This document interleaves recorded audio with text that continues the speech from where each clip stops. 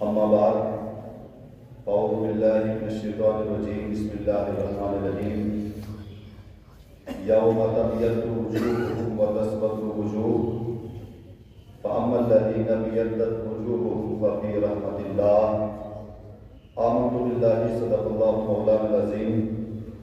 وصدق رسولہ النبی الکریم الرؤوف الرحیم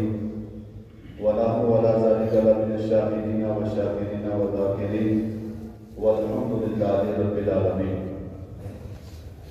اللہ جل مجدہ الکریم اپنی مقدس کتاب میں ارشاد فرماتا ہے یوم تبیض وجوہ وتسود وجوہ، کہ قیامت کے دن کچھ لوگ وہ ہوں گے کہ جن کے چہرے روشن ہوں گے، اور کچھ لوگ وہ ہوں گے کہ جن کے چہرے مرجھا جائیں گے، ان کے چہروں کی شکل و صورت بدل جائے گی اور نہایت ہی ڈرانے اور بھیانک صورت ان کی بدل جائے گی۔ جن کے چہرے روشن ہوں گے ان کا عالم یہ ہوگا کہ اللہ تبارک و تعالیٰ ان کو جنت عطا فرمائے گا، ان کے چہرے کی نورانیت اور ان کے چہرے کی رنگت کو دیکھ کر کے اہل محشر پہچان لیں گے یہ جنتی طبقہ کھڑا ہوا ہے۔ ان کو کہنے کی ضرورت نہیں پڑے گی اور اعلان کرنے کی ضرورت بھی نہیں پڑے گی، کیونکہ ان کا چہرہ ہی خود بتا دے گا کہ ان کو اللہ تعالیٰ نے بخش دیا ہے۔ وہ جماعت کون سی ہے، وہ طبقہ کون سا ہے جس کے لیے آیت کریمہ میں بھی اشارہ کیا گیا، ان کے مقام اور فضائل کو بتایا گیا، اس کے لیے کئی ائمہ نے اور کئی مفسرین نے اپنی کتب کے اندر اور اپنی تفاسیر کے اندر اس کا اشارہ کیا ہے۔ تفسیر قرطبی کے اندر، تفسیر روح البیان کے اندر، روح المعانی کے اندر اور باقی بے شمار تفاسیر کی کتب ان کے اندر یہ موجود ہے کہ قیامت کے دن کچھ لوگ وہ ہوں گے کہ جن کے چہرے روشن ہوں گے اور کچھ وہ ہوں گے کہ جن کے چہرے مرجھائے ہوں گے۔ تو پوچھا گیا یا رسول اللہ صلی اللہ علیہ وسلم وہ کون لوگ ہوں گے کہ جن کے چہرے قیامت کے دن روشن ہوں گے، منور ہوں گے، چمک رہے ہوں گے؟ وہ کون لوگ ہوں گے اور کن کی طرف اشارہ کیا گیا ہے؟ جس کے لیے علامہ ابن تیمیہ نے بھی لکھا کہ وہ قیامت کے دن جو طبقہ روشن ہوگا، جن کے چہرے روشن ہوں گے، بہت خوبصورت ہوں گے اور ان کے چہرے کی رنگت یہ بتائے گی کہ یہ جنتی ہیں، ان کے لیے فرمایا کہ وہ جماعت اہل سنت والجماعت۔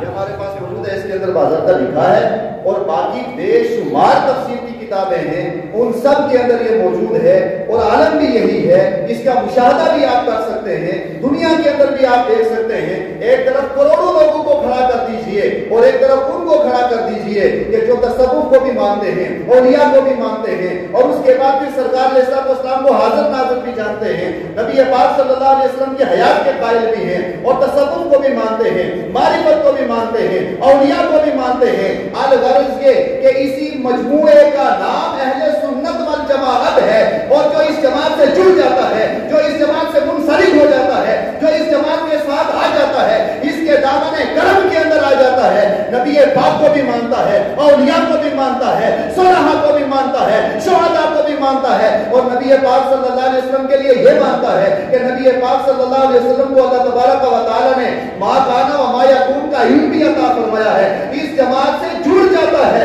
تو دنیا کے اندر ان کے چہرے تو بتاتے ہی ہیں، دور سے پتا چلتا ہے یہ سنی آ رہا ہے، اور جب قیامت کا دن قائم ہوگا وہاں بھی سنی کو کہنے کی ضرورت نہیں پڑے گی، ہر آدمی دیکھ کر کے پہچان لے گا یہ سنی کھڑا ہوا۔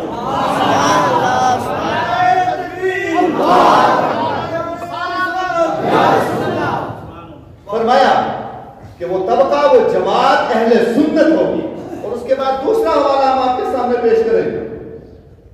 اور یہ قرآن کریم کا ترجمہ آپ اٹھا لیں، جو غیر مقلدین اہل حدیث وغیرہ ان کا بہت بڑا امام وحید الزمان حیدرآبادی، جس کا ترجمہ مانا جانا ہوا ہے، اور اس کے لیے بھی ہمارے پاس پرنٹ موجود ہے اور باضابطہ ترجمہ بھی ہمارے پاس موجود ہے۔ وہ بھی یہی آیت کریمہ اس نے لکھی کہ یوم تبیض وجوہ وتسود وجوہ، کہ کچھ لوگ وہ ہوں گے کہ جن کے چہرے روشن ہوں گے اور کچھ وہ ہوں گے کہ جن کے چہرے ان کا رنگ متغیر کر دیا جائے گا۔ تو یہاں بھی یہ ترجمے کے اندر لکھتا ہے کہ قیامت کے دن جس جماعت کے چہرے روشن ہوں گے، منور ہوں گے، چمک رہے ہوں گے، جو اہل سنت کو کو نہیں مانتے وہ بھی اس بات کو کہنے پر لکھنے پر مجبور ہو چکے ہیں. اللہ تعالیٰ قیامت کے دن جس جماعت کو روشن کرے گا، چہرے روشن ہوں گے، اس کا نام اہل سنت والجماعت.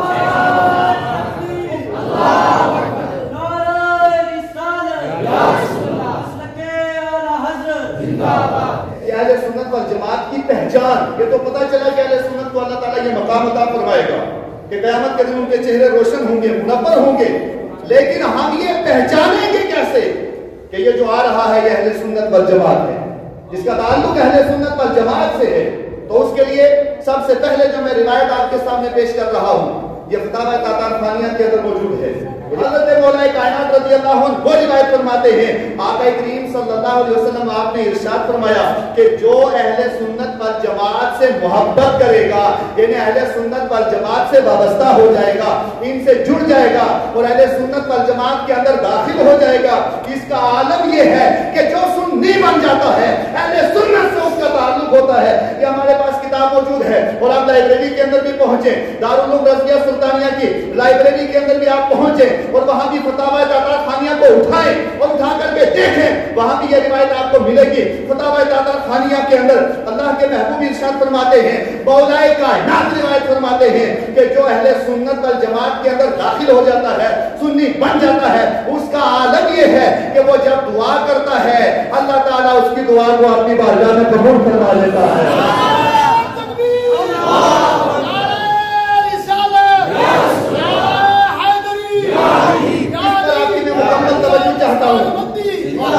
مکمل توجہ کے ساتھ اب اس روایت کو سنیے. سب سے پہلے سنی کی پہچان بھی یہ ہے اور سنی کو اللہ نے جو انعام بھی عطا فرمایا ہے وہ انعام یہ ہے کہ سنی جو دعا کرتا ہے وہ دعا اللہ تعالیٰ اپنی بارگاہ میں قبول فرماتا ہے. اور اس کے بعد آگے آقا کریم ارشاد فرماتے ہیں، مولا کائنات روایت کرتے ہیں کہ سنی جو بھی نیک تمنا کرتا ہے، نیک آرزو رکھتا ہے اور نیک حاجت اللہ کی بارگاہ میں پیش کرتا ہے، اللہ تعالیٰ اس کی حاجات کو بھی پورا فرما دیتا ہے. اور اگلا جملہ آگے آقا کریم ارشاد فرماتے ہیں کہ سنی جس کا عالم یہ ہے کہ جب سنی صدق کے دل سے توبہ کر لیتا ہے اللہ تبارک و تعالیٰ مرنے سے پہلے اسے توبہ کی توفیق بھی عطا فرماتا ہے اور وہ جب وہ توبہ کر لیتا ہے اللہ اس کے سارے گناہ معاف فرما دیتا ہے. اس سے مبارکہ ہے آقا کریم ارشاد فرماتے ہیں وَكَتَبَ اللَّهُ تَعَالَى لَهُ بَرَاءَةٌ مِّنَ النَّارِ وَبَرَاءَةً مِّنَ النِّفَاقِ کہ جو سنی بنتا ہے، سنی ہے، صحیح العقیدہ ہے، اہل سنت والجماعت سے منسلک ہے، اللہ تعالیٰ اس کو دو عظیم تحفے عطا فرمائے گا. ایک تحفہ دنیا میں ملے گا، ایک تحفہ آخرت میں ملے گا. دنیا میں اللہ اسے یہ تحفہ عطا فرمائے گا کہ وہ نفاق سے محفوظ رہے گا، وہ منافق نہیں بنے گا. وہ اس ہوٹل میں بیٹھ کر، اس جگہ بیٹھ کر کے، یہاں بیٹھ کر، وہاں بیٹھ کر کے علماء کے خلاف، سادات کے خلاف، مدارس کے خلاف، مساجد کے خلاف، اہل سنت والجماعت کے خلاف پروپیگنڈا نہیں کرے گا. اور کہیں پروپیگنڈا کرتا ہوا کوئی نظر آئے گا آنکھوں میں آنکھیں ڈال کر کے منہ توڑ جواب عطا فرمائے گا.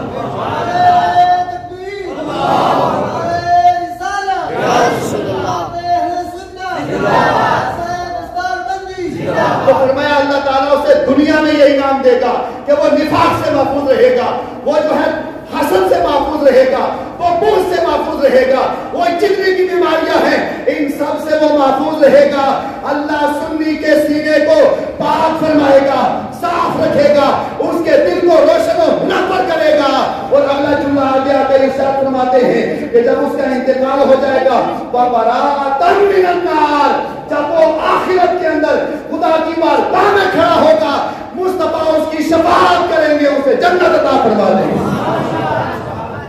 اور اس کے بعد پھر آگے آگے کی ارشاد فرماتے ہیں کہ جو اہل سنت سے جڑا ہے، سنی ہے، صحیح العقیدہ ہے، کیونکہ آج دستار بندی کا موقع ہے، اس موقع پر ہم یہ میسج اور یہ پیغام آپ سے دینا چاہتے ہیں. عبادت بعد میں ہے، روزہ بعد میں ہے، زکات بعد میں ہے، تقویٰ بعد میں ہے، فتویٰ بعد میں ہے، یہ ساری چیزیں بعد میں ہیں. سب سے پہلے اپنا عقیدہ صحیح کرنا ہوگا. جب عقیدہ ہمارا صحیح ہوگا تو اس کے بعد ہم جو بھی عبادت کریں گے وہ اللہ کی بارگاہ میں قبول ہے. عقیدہ صحیح نہیں ہے، ساری عبادتیں انسان کو لے کر کے دوزخ تک پہنچ جائیں. حدیث مبارکہ میں سنیے آگے کی ارشاد فرماتے ہیں کہ جو اہل سنت والجماعت سے منسلک ہے کتب اللہ لہو، اللہ تعالیٰ اس کے لیے لکھتا ہے خطوۃ یخطوہا۔ اب دیکھیں آپ تھوڑی سی توجہ چاہ کر میں آپ کو یہ بات پہنچانا چاہتا ہوں آپ کے ذہن تک۔ ایک قدم آپ حج کے لیے جائیں گے، یہاں سے حرمین شریفین تک پہنچیں گے، ہر قدم پر اللہ تعالیٰ آپ کو نیکیاں عطا فرمائے گا، ہر قدم پر اللہ آپ کو نیکیاں عطا فرمائے گا۔ مسجد میں آئیں گے تو ہر قدم پر آپ کو ثواب ملے گا، روزہ رکھیں گے تو ثواب ملے گا، زکات دیں گے تو ثواب ملے گا، حج کے لیے جائیں گے تو ثواب ملے گا، باقی نیک اعمال کریں گے، ہر عمل کے لیے اٹھیں گے، آپ نیک کام کے لیے جائیں گے، اللہ تعالیٰ آپ کو ہر قدم پر 10 نیکیاں عطا فرمائے گا۔ باقی جتنا نیک کام کے لیے نکلیں گے آپ، اللہ تعالیٰ آپ کو نیکیاں عطا فرمائے گا۔ لیکن آپ کے روایت کی پہلی بار سنیں گے، اہل علم کے لیے نہیں عام کے لیے ہے، آپ پہلی بار سنیں گے اہل سنت کا عالم یہ ہے کہ جو اس سے منسلک ہوتا ہے وابستہ ہو جاتا ہے، سنی صحیح عقیدہ بن جاتا ہے، اس کا عقیدہ صحیح رہتا ہے۔ حدیث مبارکہ میں مولا علی روایت کرتے ہیں، آقا نے ارشاد فرمایا وہ ایک قدم چلتا ہے، وہ ایک قدم چلتا ہے، اللہ تعالیٰ ہر قدم پر اسے 10 نیکیاں عطا فرماتا ہے، 10 گناہ معاف فرماتا ہے، 10 درجات بلند فرماتا ہے۔ سبحان اللہ، سبحان اللہ۔ قابل غور بات یہ ہے کہ کیا یہاں جو اشارہ کیا حدیث میں، یہ اشارہ نماز کے لیے ہے کیا، روزے کے لیے ہے کیا، زکات کے لیے ہے کیا، یا باقی کسی نیک عمل کے لیے ہے؟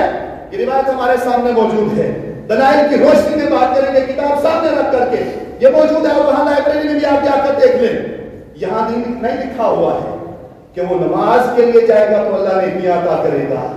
وہ روزے کے لیے جائے گا تو نیکیاں عطا کرے گا، نماز کے لیے جائے گا تو ثواب ملے گا، روزے کے لیے، زکات کے لیے، باقی جتنے نیک اعمال کرے گا ان پر ثواب تو ملے گا۔ ہاں وہ گناہ کی طرف نہ جائے، وہ خرافات کی طرف نہ جائے، وہ بے حیائی کی طرف نہ جائے، اس کو وہ ثواب ملے گا۔ نماز کا ثواب اپنی جگہ ہے، روزے کا اپنی جگہ ہے، زکات کا اپنی جگہ ہے، حج کا اپنی جگہ ہے، مگر جو اس کو ایکسٹرا مل رہا ہے وہ کس چیز کا مل رہا ہے؟ یہ جو جماعت اہل سنت سے منسلک ہے، یہ اس کو الگ سے ثواب مل رہا ہے۔ سبحان اللہ۔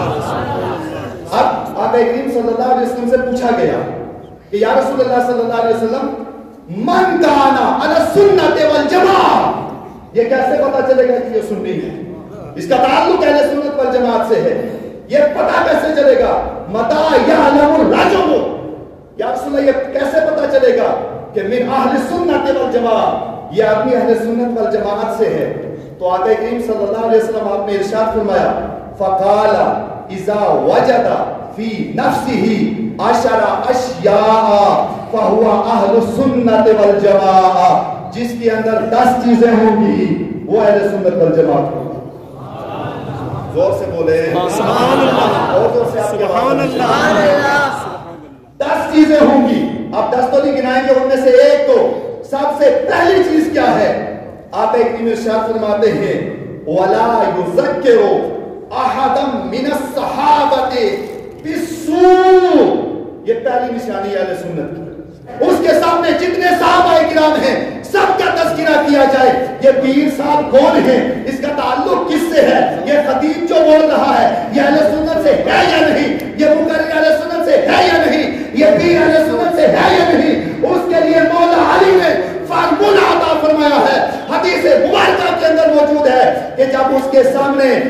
صحابہ کرام کا تذکرہ کیا جائے تو سنی وہ ہے کہ جب صحابہ کرام کا تذکرہ کیا جائے کسی ایک صحابی کو برا بلا نہ کہے، بلکہ جس کا بھی تذکرہ کیا جائے اس کا خیر کے ساتھ تذکرہ فرمایا کہ وہ صحابہ کو برا بلا نہ کہے، وہ صحابہ پر لعن طعن نہ کرے، وہ صحابہ کے تعلق سے نازیبا کلمات استعمال نہ کرے۔ یہ روایت سامنے رکھ کر کے اب آپ کو پرکھنا ہوگا۔